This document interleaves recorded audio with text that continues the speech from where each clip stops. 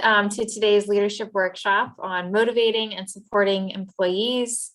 Our first leadership workshop session this morning is Beyond Bubble Baths, Addressing Burnout and Demotivation with Sarah Steiner from Western Carolina University. And I will give her her full times and pass it on to Sarah. Thank you so much. I appreciate you inviting me to do this talk today, and thanks everybody for coming out. And I really hope that what we'll talk about over the next hour will be helpful for you and also people with whom you may work.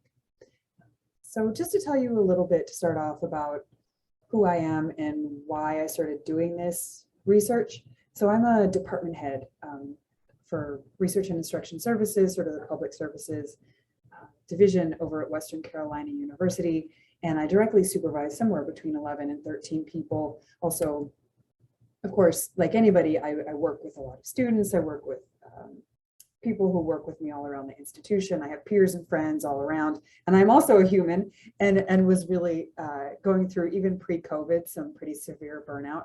I started to notice that in myself, and I just didn't know really how to manage it. And what I was noticing, both inside myself and then in conversation with others, was that many of the simple fixes that I was seeing suggested by the news or also by my university felt less helpful than I knew they were intended to be.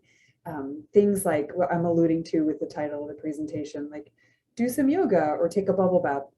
Self-care is important, but self-care is not the same as sort of systemic long-term burnout mitigation and reduction strategies. So they were falling kind of flat, not just with me, but with other people.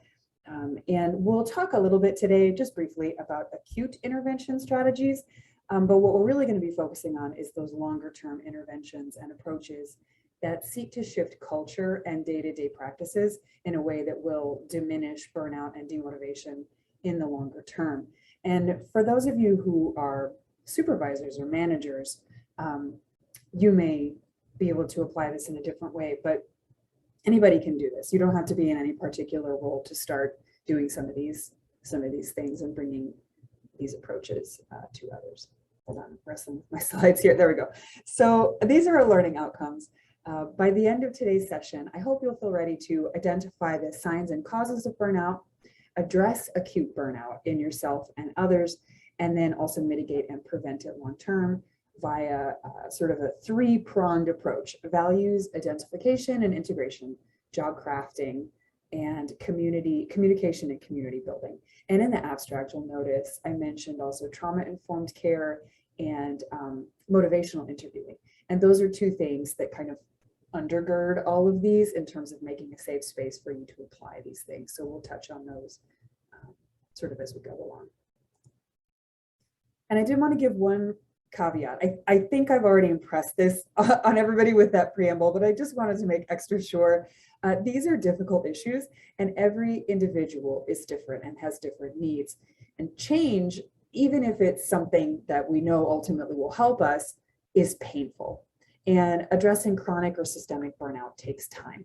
So consistently applying the research I'm going to summarize and present to you today is a thing I'm still working on.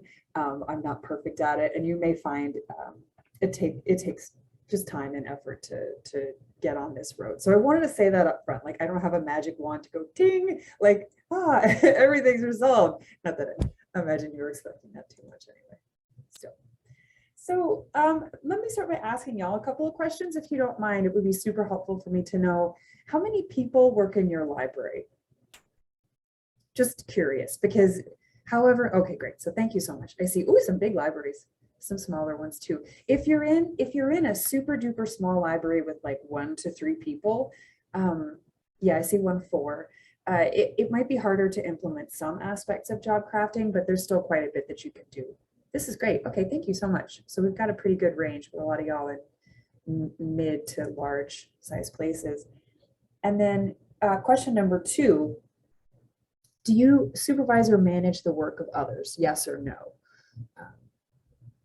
Yes. Okay, a lot of yeses. No, wow.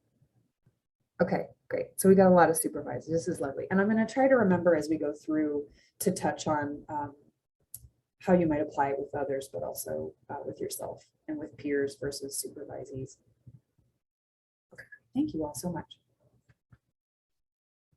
Let's start by talking about what burnout is, just really briefly. So this term was first coined in the scholarly literature. This is what's broadly recognized by this gentleman, Freudenberger, in 1974. And he was talking about free clinic workers specifically when he coined this term. And he notes here the dictionary definition of the verb burnout as failing, wearing out, or becoming exhausted because of excessive demands on energy, strength, and resources. And when I started digging into this, one of the things that I found most, I don't know, empowering, maybe, even though that sounds odd, is that most people suffer from burnout because they care very deeply, right? These are your people who are high achievers. They bring a lot of themselves to work. They just care a lot, and they want to see the institution succeed. They care a lot about whatever work they're doing. In that case, it was free healthcare. For others, I think we sit in a kind of similar role as helpers, as librarians. So it makes sense that we would struggle with burnout. And they may describe their feelings of burnout in a number of different ways, which we'll touch on in just a moment. But really the problem is frequently an unsustainable workload. Okay, so it's either too large in terms of the number of projects, in terms of the emotional weight associated with those projects, or maybe a combination of both. So it's not necessarily that you're running super busy. It may also be that the amount of emotion you're having to put out in the workplace for others is past your capacity for that kind of work. The other thing I learned from other research in the field of burnout is that it can be caused by a lack of stimulation, a lack of projects that are really intellectually interesting or fulfilling to the individual, or maybe the work does not align with their personal values. And both of those concerns can be addressed with some of the values-based exercises we're going to talk about shortly. So just a few burnout red flags that you might want to be aware of, because some of them are obvious, but other ones may not be. And people may not approach you and say, I'm really burnt out. You know, they're gonna maybe use some other language to describe how they're feeling. Or maybe, again, if you're a supervisor and you're having regular meetings with people, they'll start to say certain things to you and you could go, I think maybe we have a burnout problem that's forming here, or that's maybe pretty advanced. So you'll see excessive work hours, or maybe alternatively you have a demotivation problem.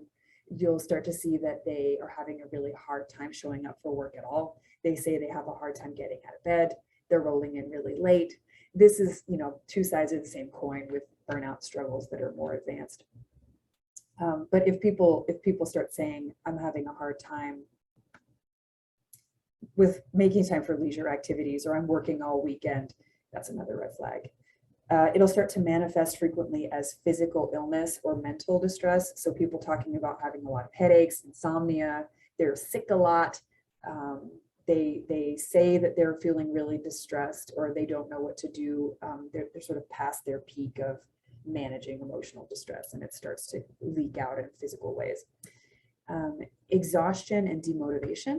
So they can start to say things that sound almost like, and I think they are in advanced cases, symptoms of depression.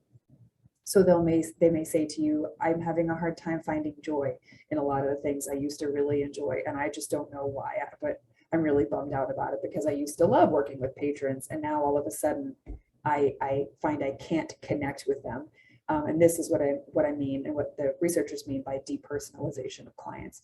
This is where all of a sudden you start to feel really detached from others and their concerns. It's like you've got no more headspace left to integrate the concerns and needs of others. You're kind of in emergency mode inside yourself. It can manifest as rigidity and temper. This one was a bit of a light bulb moment for me, that many people who struggle with burnout will be really averse to change. They will not be able to think about any kind of change processes. And they're sometimes your roadblock people who, anytime there's an idea that's put forth, they're going to go, no, we can't do that. And it's not necessarily because they're close to those ideas specifically. It's just because they don't have the cognitive ability right then to integrate and think about yet another change process. It just feels like too much. So they close the door immediately and can't even discuss it. And you can also see a diminished sense of personal efficacy. Again, another symptom of that's also linked with depression.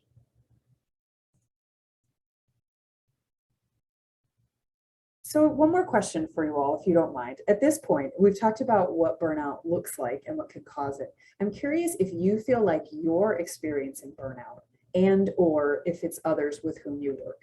Is it you or others or both? If you feel comfortable sharing. Both, yes. And COVID really hasn't helped. And now this whole, it just seems like there's so much going on in the world, Ukraine right now. Yeah, there's a lot for us to think about. Okay, thank you all. Appreciate you sharing. Okay, so thank you all. And let's go ahead and look now at short-term responses, and then we'll move into the long-term responses. So short-term responses, I'm going to talk about 3 steps. So first, identify it. And we're going to talk about some rubrics and questionnaires that you might use. Rose says, feeling burnt out and notice that you took your first family vacation in 2 years. We're going to talk about that, the importance of getting away. So validate it and encourage time away. See, it's the perfect solution. And you can do this with yourself. Of course, you can validate yourself and encourage your own time away, or you can do it for other people. But these are important no matter what stage of burnout people are at. If it's early on or later, you can head it off at the pass if you're very early in this process. And if you're somebody or you're working with somebody who really likes to take tests or to take questionnaires and to feel validated in that way, you can give them one of these two. These two cost $50 a piece plus $15 for scoring, which is a little bit steep, but at the same time, there are lots of ones that are free online. These are just some of the most clinically used ones. I come up with this researcher, Maslach, and he's got one for general use and then one that's for educators specifically, which is the closest box to the librarians of the world is that educators quiz. So you'll see here, you can kind of get a sense of some of the questions. And like I said, if you just Google burnout inventory, there are lots of free ones out there too that are lovely. And if you have someone who takes that quiz or you take it and you find they're high on burnout, this is your chance to validate that experience. There are many different ways to do that, but this is crucial in terms of creating a safe space for people to have frank conversations about what they're feeling with burnout before it gets to be too late and you have good people leave the organization, or they just, their performance and general happiness in life tanks out really badly. So you can say something to the effect of, yes, I'm really glad you've identified this. Burnout is real. I struggle with it myself sometimes, and there are lots of people here who've come to me and said that they're experiencing or have experienced similar issues. So let's make a plan to tackle it so that you can get ahead of it. And you might share what you've done that's helped you, if you can do that in an honest way, or you can ask them if there's anything that they know that has helped them in the past. When you felt this way before, what's helped you, and they can maybe offer up some ideas. If at all possible, it is optimal, and this is a pretty prevalent solution in the literature, to take some time off. It's recommended to take a significant amount of time off, but I know, that's all well and good to say, but it's not always that easy to make that happen. But it can be as simple as, can you take one day off? Can I do something to help make your life easier so that you could take a day off? Can I cover desk hours for you? Can I teach a class for you? Can we wiggle some things around so that you can get out of the office? And different people will make this come to fruition in different ways. So here now at Western, I'm seeing a lot of people on my team take what they call secret days off. They're not really secret, but they don't stay at home because they don't want to look at chores that might be there for them that they need to deal with. But they also don't want to come to work. So they just go out and they see a movie or they take a walk. And that works really well for them in terms of maintaining balance. And these are just some things that you might encourage the person who's experiencing burnout to do. Again, these are each evidence-based. So and different things will work best for different people again. So they may want to connect with their friends. If they can do it outside, if the weather's reasonable, then that is shown to be really helpful for burnout and demotivation and depression issues. See if there's anything fun that they might engage in. Setting boundaries. This is one that I've been thinking about a lot, is how to sort of set gentle boundaries and encourage people at work to know how to set gentle boundaries that don't feel like they're going to cause trouble or cause any kind of negativity. So frequently we become burnt out because we say yes to too much. We don't know how to say no, or we feel like we can't say no. It's not a situation where it's safe to do so. So coaching people in how to set a gentle boundary can also be helpful. And that might look like somebody approaches them with the project and they could say, this sounds amazing and I'm really supportive of this. I'm also at capacity right now for projects. I don't think I could really do it justice at this time. Could we talk about doing this in a month or two, or can I help you brainstorm other partners who might be a great fit for this? Both of those strike me as pretty soft boundaries that people have seemed comfortable communicating out when they're encouraged to do so.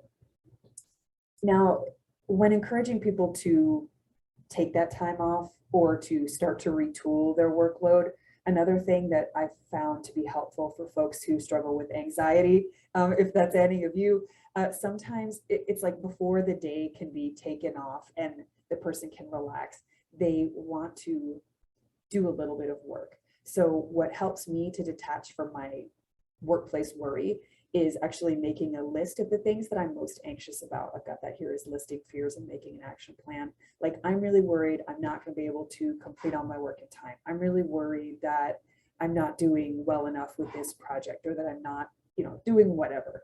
And from there, set the list aside, and you can maybe cook on it a little bit in the back of your brain, but the goal is to kind of get those thoughts out with the idea that you'll return to them later. Napping, afternoon napping, there's quite a significant body of research on the impact that a nap can have on mental health and also on burnout levels. And I've got some citations at the end of the study of this presentation if you want to take a look. And then changing the scenery. This is about getting away from those dirty dishes in your house or whatever it is that you have that you just, if you look at it, it's not really going to help you with your general state. Are any of these techniques that you're already using? Yeah. Or do you have other ideas? I'd love to hear them. I'm sure other folks here would like to hear them as well. Naps. Yeah. I'm a huge advocate for naps now. They're the best. Like just your 20-minute nap. They call them, there's some cutesy name for it. I forget. You're supposed to like drink a cup of coffee and then go take a nap, and the caffeine will kick in about 20 minutes later and wake you. Oh, lunch meditation at a prayer garden. That's beautiful. Yeah, sitting outside on lunch when the weather is nice. These are amazing. Yes, encourage taking a quick trip or break. I love that. I try to take, if I can, I try to take 1 month off per day, 1 day off per month. Transpose those words. Yes, I too wish napping were more acceptable. Yeah, keep putting that. I'm going to proceed, but keep putting these in there. These are amazing, and I hope that seeing these is validating for everybody else on the call who might feel nervous about some of these things. Yeah, dreaming out loud about trips helps. I really like that. I totally agree with you. All right, so with that out of the way, that was acute. Now let's move into longer term. So this is the more intense work, and I have some exercises to show you that rely on integration of individuals' personal values, job crafting techniques. I'm obsessed with job crafting right now too. It's really cool. And then community and communication. And I'm going to present these to you kind of in the frame of a case study, because I've been trying to apply different aspects of this at Western. And because the timing was right here, it was summer, and we were all sort of systemically burnt out. It seemed to me like most of my team was struggling. I rolled out the first 2 pieces of this plan in a half-day department retreat one summer. And the communication piece we do sort of on an ongoing basis. And as we start to get into long-term response and prevention of burnout, knowing the importance of individual values alignment is absolutely critical. It ties in with a lot of research on human motivation and happiness from sort of big names in those fields, Maslow and Ryan and Deci. Essentially, it can be boiled down to the idea that we all crave meaning in our work life. And we want to know the value of what we do and how our efforts and our time away from our families, our pets, our beds, hobbies, all those things, how they add value to the world and contribute to others. And so I'm going to walk you through an activity that will ask you, if you're doing it, or the folks who are taking it, to consider and document those personal values and then the meaning of their work, and then think about the ties between the two things. So this is what I love. This is another thing where there's a lot out there online if you go dig, but this was my favorite. It was an exercise that has 3 parts. In part 1, you review this list of values, and if you see it's cut off just for the sake of fitting it on a slide, but they have this really robust list of all these values, and you kind of circle any that resonate with you. And there's also a space to add any that aren't on the list. So if there's something else that strikes you, you can put whatever you want on there. And once you've done that, you're supposed to group them into 5 groups, and they're kind of thematically linked, and then you can kind of see how they begin to come together. We did this again in that retreat. There were, I think, 11 of us there, and everybody really enjoyed this, which is not always the case. Not everybody loves exercises of this sort, but this one went over really well, and I hope if you want to play it, you'll find the same. So then this was where it started to get hairy. People were like, they revolted a little bit. So you have to pick just one from each list that you think is sort of summative. And when I did this, there was a 4th step, and it was now reduce your 5 values to 3. People did not like it. Oh no. So I don't recommend asking them to do that. Just keep it at 5 top values. If you have to start cutting them at this point, people just weren't into it. But what we did then was everybody shared their lists with the group. They kind of just read them out loud, and I wrote the responses up on big pieces of paper on the wall. This was pre-COVID, so it was a little easier to do stuff in person, but you could just as easily do it online. And then we looked together for clear ties and repetitions, and there were clear ones, much more than I anticipated, actually. And then we were able to compare those threads to the departmental mission. And ultimately what we did was use those to kind of support our departmental goals for the year, which drive the individual goals. So this is one of those moments where it was really nice that I am a department head, because I could make that happen. But if you're not, and you think like your dean or somebody might be amenable to this, you could present this approach to them and see if they like it. These were some of the goals we came up with. I just wanted to kind of show you how this played out in reality. So you'll see this first one. Accuracy was one of the values that came up for us. We really thought it was very important that the information we disseminate at the desk and in our classes was accurate, so that we're not misleading people or providing disinformation. So we did this sort of assessment stuff, desk buddy review system, looking at chat transcripts. And this brought a very different tone and tenor to our assessment activities too, which I know can sometimes be anxiety provoking. If you look at goal 3 down here at the bottom, in support of a campus theme, diversity, equity, and inclusion work was another one that almost every single person listed as one of their core values. And so we found several ways to tie that in. I'll talk about another one a little bit later, but here, Western Carolina University is located on the ancestral lands of the Eastern Band of the Cherokee people. So this is something we're trying to be much more attentive to in terms of integrating their perspectives and just historical impact. So this is lovely in one other way that I want, sorry, move my chat over in the wrong area. So this is lovely in one other way that I want to point out, and it ties into job crafting. It's that it will help you think about what you're going to prioritize, and it also helps you start to identify things you will not prioritize, things that you can maybe say, yes, this is important, we're not going to do it this year, because human beings can only fit in so much work. We have to draw that line somewhere. And that can help everybody in their decision making and again in their boundary setting.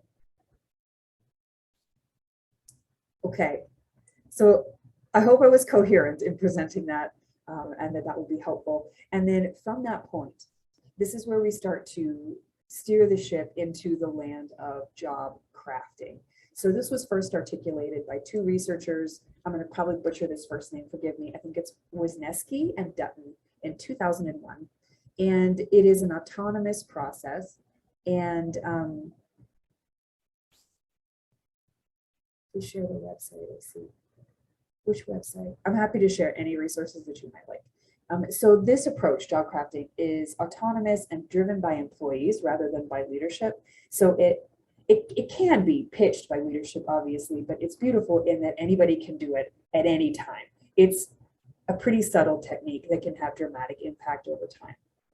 And it's a way that you align personal strengths with your interests and values, also with the mission and values of the organization.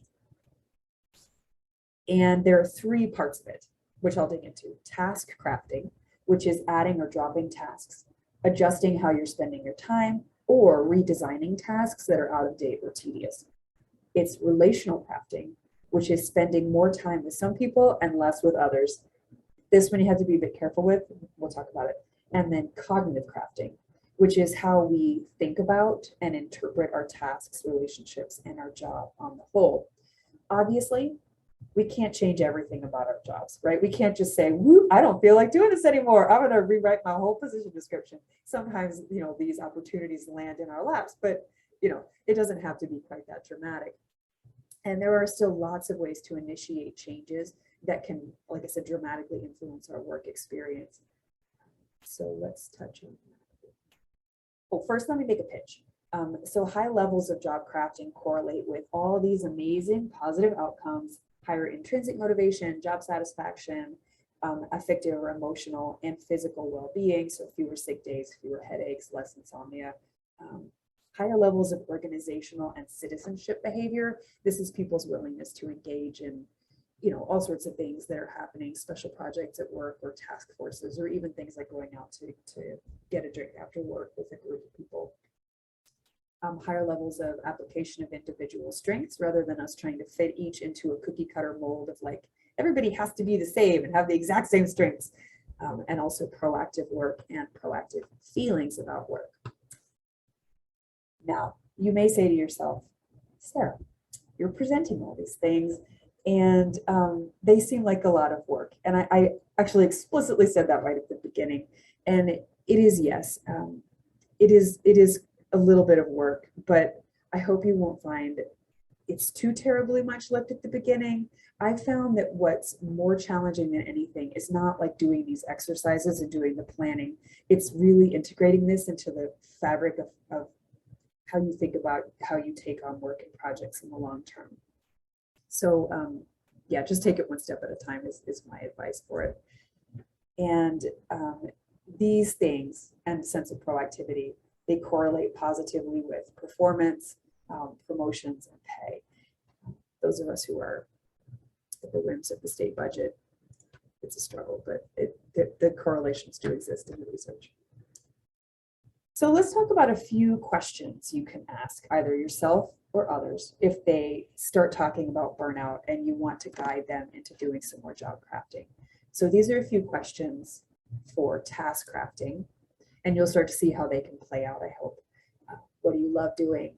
What are you really passionate about? And if they say to you something like, well, right now I'm not passionate about anything. What were you passionate about? Like what used to bring you great joy? You could get back to that. Or looking forward, like what are you really excited about learning? What skills are you hoping to amass for future positions or for future projects in this position? Is there anything you would really love to stop doing? Is there anything that you dread and that you tend to procrastinate on? That maybe somebody else might like to take a stab at? Because what I found is that once you create a fertile ground for this, where somebody can say, I've been doing the statistics, for 5 years and they're fine. I'm just really tired of doing them. Numbers are hard for me. It takes me a long time. A lot of times there's somebody else who's actually excited to learn that thing, and you can do a little bit of swapping so that everybody's a little bit happier. And again, that task that for somebody who's into it would take 10 minutes, but that it's taking me a lot of mental weight and more time to do it's more efficient, even though the work is the same, if that stream of thought made any sense. And are there any legacy projects that we could stop doing?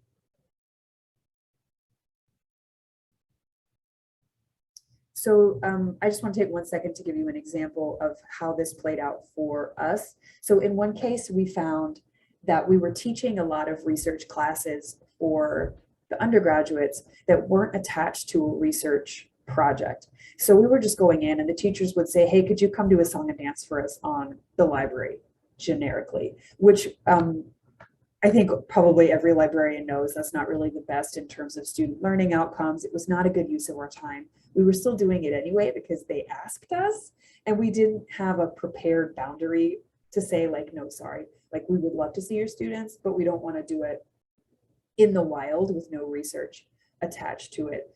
So we crafted a little bit of language that we could all use to say no when this came up, and then we just stopped doing it. And it was something that we were able to cut really easily. And we found a number of things like that, actually. I was a little surprised. So these are some relational crafting brainstorm questions. How could you work more with people with whom you collaborate well? This is one of those things, I wrote it on a Post-it note and I stuck it on my monitor so I could see it. And then anytime I get an invitation to do something, I think about this. Obviously, there are some things you can't say no to, no matter how fertile the ground is for this, but still, it can help in a number of cases. Would it satisfy you to mentor someone or to develop a friendship with someone at work, or a working relationship or partnership with somebody at work? Is there any way that you could diminish relationships with people with whom you do not collaborate well? And frequently there are. It's just important to make sure that somebody's not being ostracized because they go overboard with that particular approach. And then third is cognitive crafting. These are a few questions that can help guide those considerations. What values would you like to see represented in your work that you maybe don't see represented already? Alternatively, they may find that a lot of the work they're doing is already tied with their values, and that might be inspiring. Are there any ways you could bring those values to bear? How would you like to feel when you're at work, and what activities help you feel that way? What values can you not embody here? Where do you want to go in your career, and what would help you attain that? And then I like to think about this. What is the broad inspiring importance for your position or for this particular task? And if there isn't one, how can we tweak it to make it more inspiring for you? I hope it's clear how this all ties in with the values piece. Because if you just come fresh from thinking about your values in a concrete way, this is a lot easier to do. So these are just a couple of scales that you might try. They're both published for free in these articles, so they're easy to get. So one has 21 questions, one has 15 questions, and they help you think about the level of job crafting you're already doing and start to get you to think about how you might do it a little bit more. And as you broach these topics, again, with yourself or with others, you can use a technique called motivational interviewing. And especially if you or the other person has an ambivalent or confusing feelings about modifying their workload, is something that comes up a lot. It's a technique that's used by therapists. I am not a trained therapist. I am not a mental health professional. And I know that most of you probably aren't either. So I just want to present that as a caveat, but it is very much like any form of active listening or coaching that you might do. So you don't have to have any mental health background to learn how to use this frame. Really what it intends to do is to help people map out their thoughts, and it gives you a kind of template for helping people map out their thoughts instead of giving them advice. And its main purpose is to get people to think about change and breaking down the steps of change in a way that helps them to make choices that support their values and long-term goals. It's almost like a Socratic method of asking the person questions about their habits, what they'd like to change, and why they'd like to change it. And this is one that's really hard for me because I put a lot of pressure on myself to come up with solutions for people. I feel like, I don't know, if they approach me, that they will want me to say something wise. So it can be a bit of a shift, I think, for a lot of us that are managers, or just people who want to be helpful. But yeah, it's really about shifting that to that sort of question lead. And sometimes the hardest part of making this shift to a sort of motivational interviewing approach, or to people who are experiencing burnout, right? Sometimes people who are experiencing burnout are really not going to want to make changes. And the reason is because of the burnout they're already experiencing, or maybe because they are putting tremendous pressure on themselves to work past their limits. They may be ambivalent about change and have conflicting values in themselves. For example, they may feel like if they make a change or if they work less, they're going to be letting the team down or letting their patrons down. So motivational interviewing can be a very helpful intervention strategy in that case. So I'm going to show you some how that plays out. Sorry, I hope that didn't get too misty. But these are some of the core tenets of motivational interviewing. Starting off with open questions, affirmations, reflections, and summaries. I'll talk about each one of these. So start with open questions. Somebody comes to you and they say, wow, I just feel terrible. I'm having a hard time at work. I'm really struggling. All the things I used to enjoy are no longer fun for me. I'm working all the time. I just want to go hide under my desk. Wow, okay. So you don't need to ask them how they feel. You see my first question here, they've already told you how they feel. So you could start asking them questions like, what would you like to see change? Do you see any advantages for you? Or what advantages do you see it to making a change? And they might say, well, I mean, I would be much happier if I could make a change. I'd sleep better. My spouse would be happier with me. I'm starting to get snippy with my children. All these things are positive. And you can ask them, is there anything holding you back? Like, what's holding you back from doing it? So we can dissect that and sort of approach any ambivalence they may be feeling. What's holding you back from doing this? Well, I'm really nervous about letting the team down. I'm really nervous that there are so many patrons who want my help, and if I'm not here to answer them straight away, they're going to be upset and I will have let them down. And at that point, you can start to affirm for them what they've said. Wow, it's really clear that you care a lot about this. I can tell that this is really important to you, and I want to help you get to the bottom of it so that you can get back to your happier place at work and also in your home life. Let's talk about what you think might be helpful to change. Like, what could you do right now that would help you feel better in the short term? And do you think we could start doing workload assessment for you that would help you streamline things or remove things from your plate? You want to use reflective listening and also summaries. And summaries are just like bigger reflective listening, basically. So reflections are, again, if you've studied active listening at all, you will have heard this before. It's like, oh, I hear you saying that you're really worried about your family. I hear you saying that you're feeling really demotivated. And then with a summary, you can start to put all these things together. This is especially helpful if the person's experiencing ambivalence about making a change to their workload. So you would say something like, if I've understood you correctly, you told me you're tired all the time, you're struggling to get up in the mornings, and you know you need a change, right? It also sounds like you're worried that if you rest, you'll let your patrons and the team down. Is that a reasonable summary of your concerns?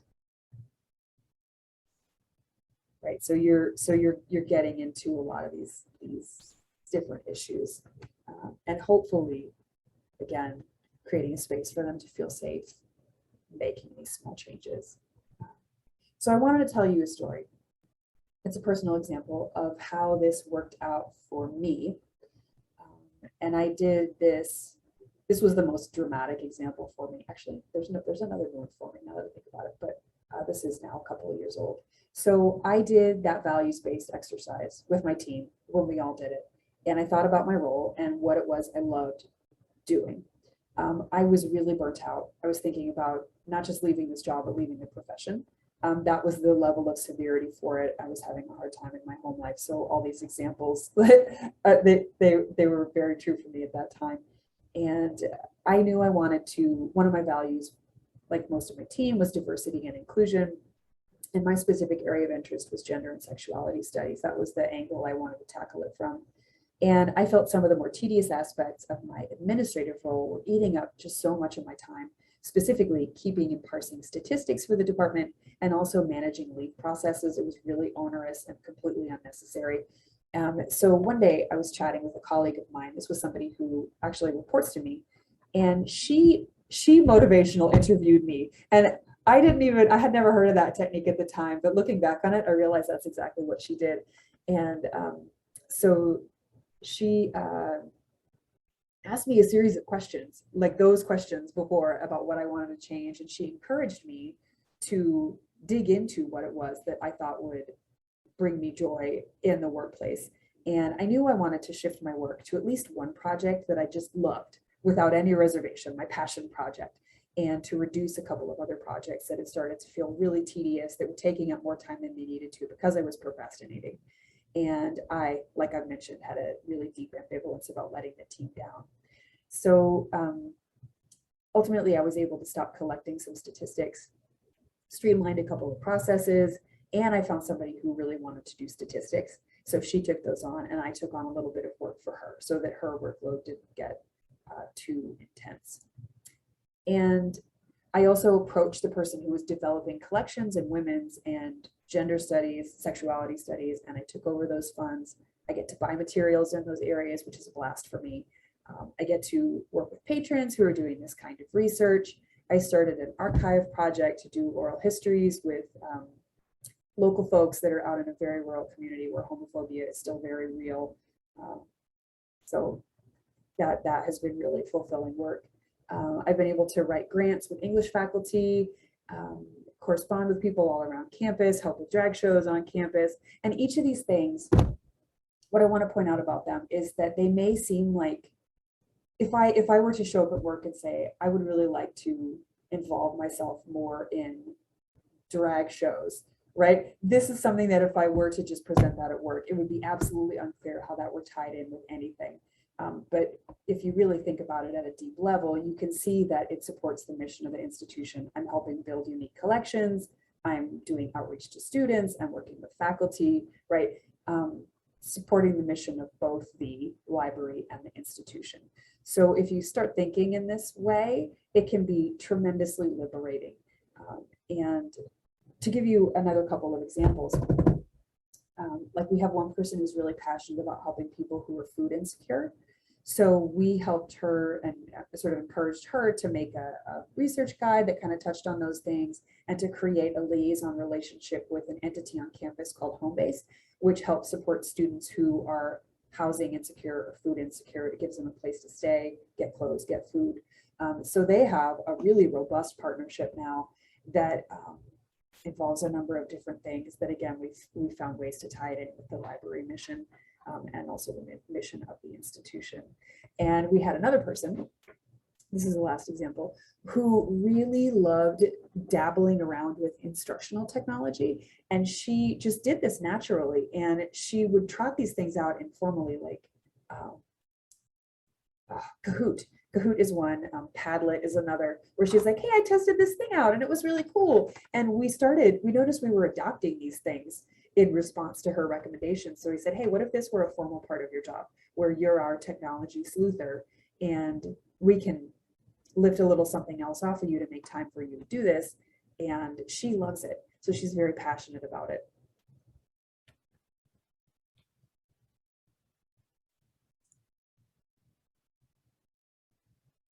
So just don't be afraid to get creative.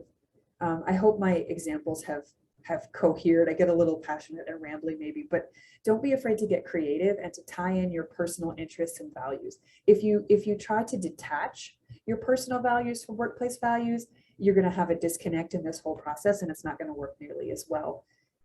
And you'll start to see that while these are relatively small changes in the percentage of your work, they can have a profound effect on your level of joy and commitment to the workplace. And I know this both from personal experience and also from other people who reported back to me after we've gone through this for a little while. And again, these shifts aren't necessarily fast, but like I've said, they don't require a huge amount of transformation at the individual level to have a transformative impact on not just that individual, but on the whole system.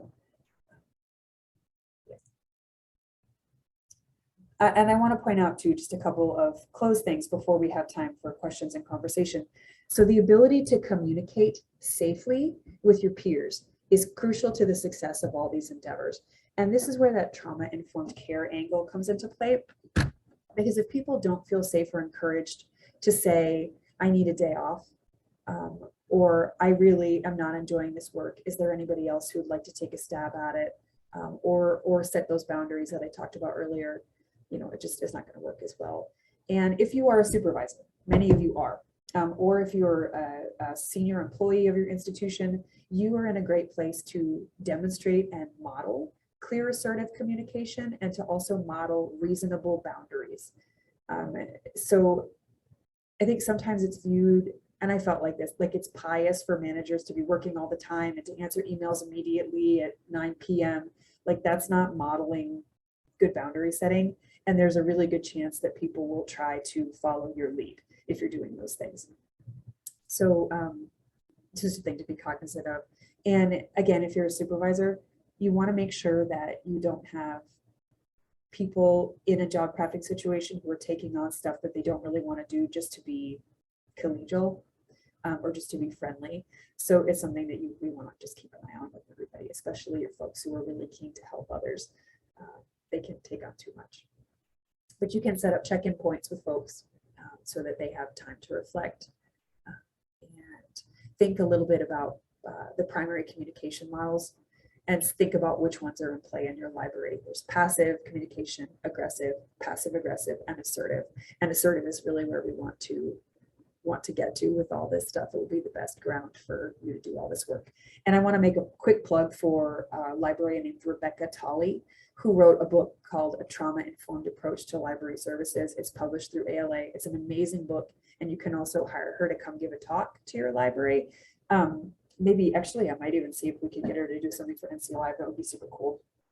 She's amazing. It was one of the best professional development exercises sessions I've done in a 20-year career. Was attending that hour-long session with her on trauma-informed services. It was excellent. So only after you've done a lot of this other work that can you start to see the changes coming into effect. And this is when you can start to, I skipped my things here. This is when you can start to think about doing some of those other things that I mentioned, where you're encouraging people to do yoga, to do self-care exercises, right? That's where these live. They're not really a great initial intervention, but they can be sort of a later game approach to long-term burnout and stress reduction. And I did want to call attention to a particular program that they did at UC San Diego called the Stress Busters program. And the citation is linked in my works cited. But it seemed like they did an amazing job with that. They had like workplace bonding stuff with yoga and therapy dogs, stuff of that nature. And it seemed like it was really popular there. So you may encounter different difficult cases. I'm curious if any of you will already have some of these to bring up to me, or if you encounter them later, I would love to talk about them with you. If you try some of these things and you have a sticky wicket that you get stuck in, I would love to chat about it with you. One of the ones that has come up for me in employing this is sometimes what you'll find is the person's individual values, their personal values, just do not match with the institutional values. Now, that is a difficult thing to solve, and there may not be a solution. It may be that once you've identified that disconnect, and if you identify that it really is a deep disconnect, that might be the time, especially if you're a supervisor, to start speaking to that person about what they would like to do. And it might be that they would be happier in a different organization, or they would be happier in a different profession. And this is not the same as like, get out, like your values don't match, right? It's how can I support you so that your long-term happiness matters? Because really the bottom line is, if you have somebody who's chronically unhappy at work, it's affecting them and it's affecting others with whom they work. So it's in everybody's best interest for them to find the path that suits them best. All right, that's the end. We have about 10 minutes, which is perfect. So just wanted to say, I hope that y'all have questions and we can chat about those for a few minutes. But we did start to do this when we were in a pretty advanced stage of teen burnout. And I hope you're not there. I hope you're not there yet, and that some of this will be helpful to you personally or to your crew. I see Christy asked about the information on food insecurity. I can get to you some of that stuff. A lot of it's just internal. So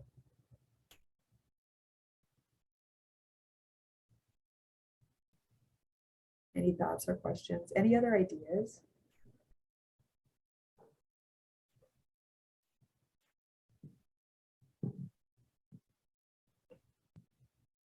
I think we're all processing. There's so, Yeah, and I there's know so much great information, and yeah. Thank you. I know that was dense. Yeah, no, Not too dense. I love it, and we can refer back to it if needed. But I think we did have, there may have been a question that just came in. Oh yeah. Can you talk about the time? Yeah. So one question is, can you talk about the timeline for working through this with your department? I feel like it took about a year, really, for it all to come to fruition, because we had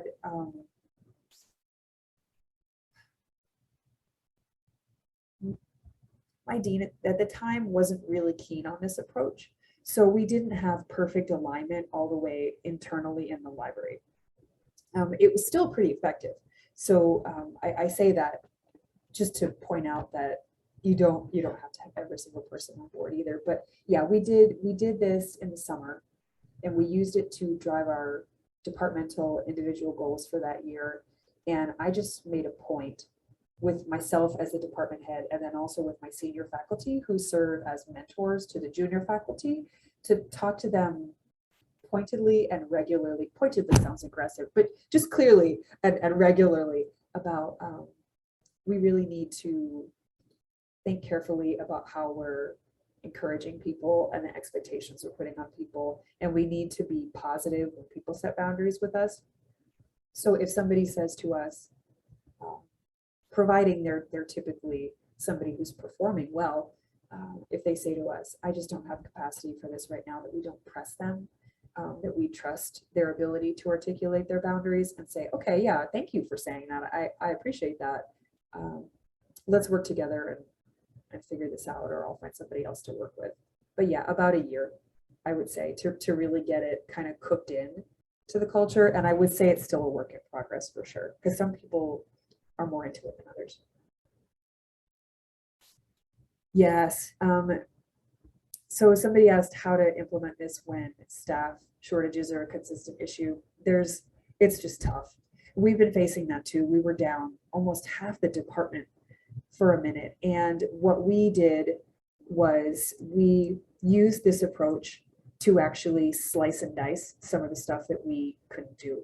So we leaned way back on our undergraduate experience instruction, which was taking up a huge amount of our time. We used to go in person to dozens and dozens of classes. And when we were short-staffed and in COVID, we converted it to being a video. It was a plug and play video. And that's not optimal. It's not optimal for the students perhaps, but also that was the best we could do in that moment. We were still making sure to work with them. And then now that we're starting to see our staffing click back up, we're doing some kind of interventions to make sure that we're connecting with those students in a more meaningful way now that we are able to do so. So we cut stuff. And it was important stuff. But sometimes that's a decision you have to make. Ooh, the career path guide. Anita shares that career path guide, and I would love to look at that. Yeah. When I have a question, when you were filling in more vacancies in your department, did this play any role in hiring or onboarding? Did that inform as you brought new people in? Yes. And actually, I've started keeping this all in mind as I make hires, and it's coded into not all the questions I ask interviewees, but into many of the questions that I ask interviewees. I start to ask them questions about how comfortable they are setting boundaries and what they feel about work-life balance. I ask them questions about their values, We give them opportunities to articulate their values. So yes, it very much becomes a part of the foundation of a lot of the decisions and hiring and onboarding, and definitely how I talk to people about how I want them to relate to me as the department head. Like, please feel free to tell me how you're feeling. And I try to encourage that by modeling it without taking it. I still sometimes get self-conscious about it because I don't want people to feel like I'm complaining or I'm overworked and they can't approach me. But I have found that the best way I've found to manage it is to say, like, I'm really busy this week. I'm doing this, that, and the other thing. I very much want to work with you. I'm just at like capacity in this moment, but I'm going to circle back with you, you know, in a minute. And then it's not like Sarah's on fire. She can't take it.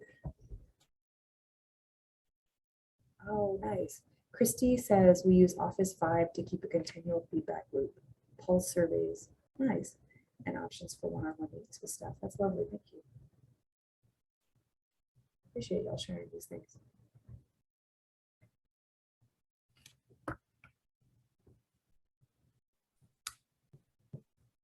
Well, any other questions? We still have about 2-3 minutes, so maybe time for another question or two.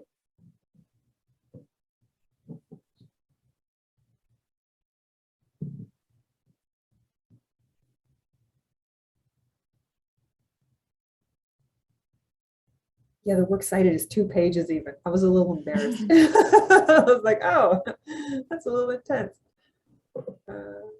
Thank you all so much. I appreciate you. I'd love to hear from you. Thank you so much, Sarah, and thank you all for attending this session. We will share this afterwards in a follow-up email, so you'll get the slides and recording so you can watch it again and share with your colleagues. Definitely some great information to share here.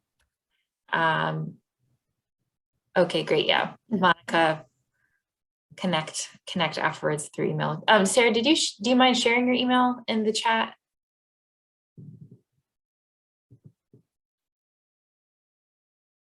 Awesome. Yay. All right, well, our next session is not till 1 o'clock, so have a great break, and we'll see you back at 1 for Self-Care 101. Another great session ahead. So thank you all, and we'll see you at 1 o'clock.